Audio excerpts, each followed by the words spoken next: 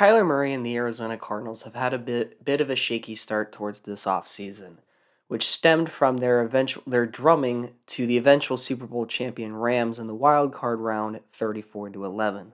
Since that game has ended, the entire season for the Arizona Cardinals have been put under the microscope.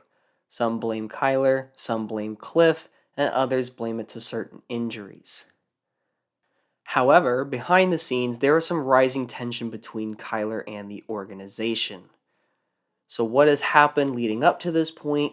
Where are we at currently with this saga? And where can we expect this saga to end up going forward? Welcome to Two Sport Commentator. Let's begin.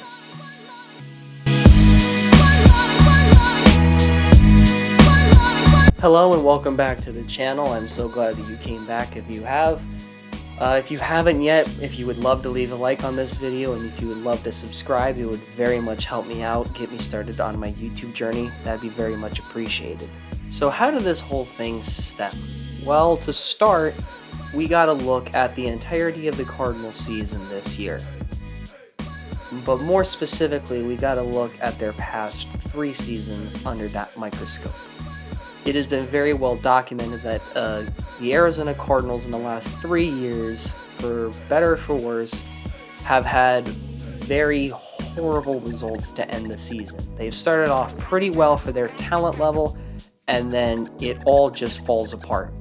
When you look at 2019, Kyler's rookie year, and Cliff Kingsbury's first year as head coach, they started out 3-3-1 after 3 straight wins between the Cincinnati Bengals, the Atlanta Falcons, and the New York Giants, respectively, in a row. After that, though, they finished the season 5-10-1. So if you want to do the math, they ended the season 2-7 after starting out 3-3-1. When you go to the next season, in 2020, you can either look at it as they started out 5-2 coming after their bye week, and they ended the year 8-8, therefore they ended it on a 3-6 run to end. Or if you want to be, a little nicer to them, after the Hail Murray game, they were 6-3, and then they ended the season 2-5. In 2021, however, things were very real. They started off the season 7-0 and 10-2, which was a really good look for Cliff Kingsbury and Kyler Murray as they were developing properly. However, just like in the last 2 years, collapse ensued. If you want to look at it from the 7-0 perspective, it wasn't all that bad at a 5-6. However, when you start the season undefeated, and if you were the last undefeated team at 4-0, well, going below 500 after being 7-0 is probably not a good thing. If you want to look at it, their first game out of the bye week, which was against the Chicago Bears, they had won that game after Kyler Murray and DeAndre Hopkins had returned to the lineup, and they were 10-2 at that point. However, they finished the year 11-6, limping into the playoffs against the eventual Super Bowl champion Rams. So if you look at it from that perspective, they finished the year 1-4 after starting 10-2. And I think they had an 89% chance to win the division. If not, I think it actually crept as high as like 95-96%, and they completely collapsed towards the end. Behind the scenes, it seems like, at least in terms of Kyler's perspective, there were higher-ups within the organization, and maybe even some players that were blaming him for this collapse as if it happened 3 years in a row. And he didn't like that pressure being put on him. And then it came to the playoff game, where everything had a great reset. Matthew Stafford had a mediocre end to the season, but they also had just beaten the Cardinals a few weeks before, but Arizona also had beaten this team 37-20 in SoFi Stadium. Granted, week 4, but still. All the cards were on the table. And once Kyler Murray made that throw that dropped right in between Christian Kirk and Rondale Moore, when neither one of them made full effort to go get it, you knew something was off, and that entire game felt wrong. Then everyone kind of just quieted itself because they weren't the big talk of town. Kyler Murray goes to the Pro Bowl. He hits CeeDee Lamb. Cardinals fans on Twitter were like, I wish we had CeeDee Lamb. Everything was kind of just normal. Up until the Super Bowl, where Kyler Murray had scrubbed his Instagram account to show 2 different posts. One of them was his post regarding the Pro Bowl itself, which the main first photo that he wanted you to see was of him and CeeDee Lamb, and the other one was him acknowledging either him winning the Heisman or being nominated for the Heisman. Everyone started making their theories as to why Kyler Murray scrubbed his Instagram, and the Arizona Cardinals itself, trying to tag along with the scenario, were most likely saying, okay, let's just jump on this trend, we'll see how it happens, and they scrubbed their Instagram for 2 photos. One of them was their posts of the Pro Bowl, just like Kyler Murray did, and the other one was the draft night photo when you had Kyler Murray holding his Arizona Cardinals jersey in his pink suit. So they are very much going along with the joke. However, a few days later, they had decided to reverse their decision, and they made all their posts normal again. We don't necessarily know what was going on, if Kyler was appreciative of that or not, but at that point, it was irrelevant. I believe this was either Saturday, Sunday, or Monday, all surrounding the Super Bowl. Chris Mortensen drops the report that Cardinals executives and other high-ranking people within the organization were basically complaining about Kyler Murray's weaker body language and not being enough of a leader, and citing that veterans did not really want to work with him, which set off a huge set of red flags because everyone kind of already saw what Kyler Murray was doing. He might have already been upset with the organization, but no one really had thought of it going deeper until Morty dropped that bomb. And now everyone was speculating, is Kyler going to get traded to Tampa? Because this is after Brady retires. Is he going to Pittsburgh? Whatever. Sports books have decided to, put out odds of who Kyler Murray's next team's going to be. It all kind of got into a frenzy. And then Kyler Murray goes on Twitter and Instagram to put out two posts. One of him just standing on the sideline in a Cardinals jersey, and the other one of him was just a notepad that was just saying, love me or hate me, I'm going to continue to get better. I'm not all about this nonsense. And myself and other people, I think, pointed out that didn't really say anything regarding the matter. It's just love me or hate me, I'm not all about that nonsense or whatever. That didn't really explain what was going on. But everyone's speculation was all up in the air. Everyone's like, Kyler Murray is not going to be a member of the Cardinals anymore.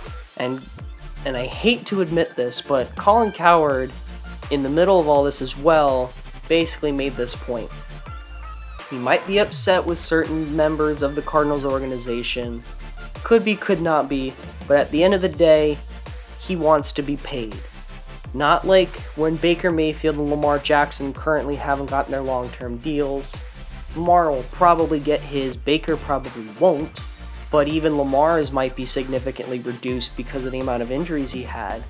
Whereas he sees Josh Allen, who got his big payday, and Kyler Murray's a running quarterback. And he makes a note that he didn't want to run that much later in the year because he might have been preserving his body so he could get paid in the future. And I think that's what this all is about. Where are we currently at, though?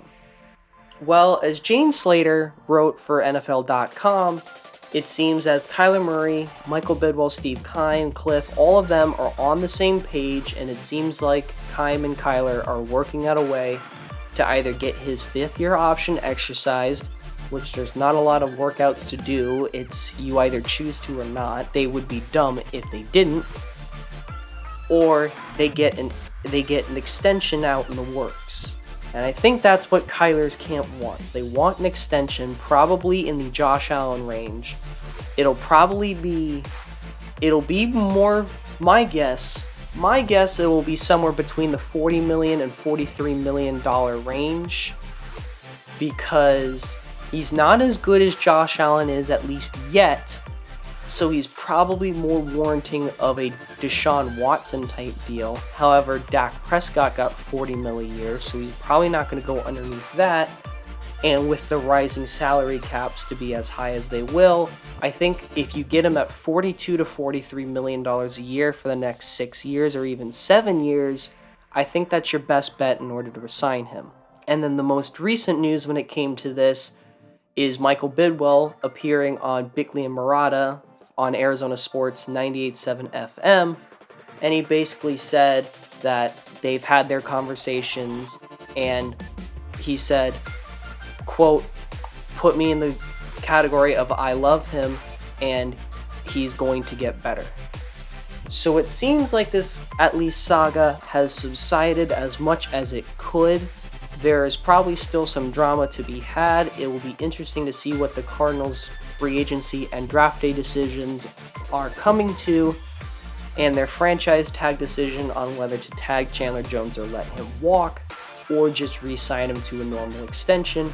We'll see how that plays out, but for the meantime, it does seem like Kyler Murray will be a member of the Arizona Cardinals. This is tough to say. I would expect Kyler Murray to only get his fifth-year option picked up because the Cardinals still have that type of leverage, because I think he'll make 22 to 24 million, which is significantly less than 40 mil.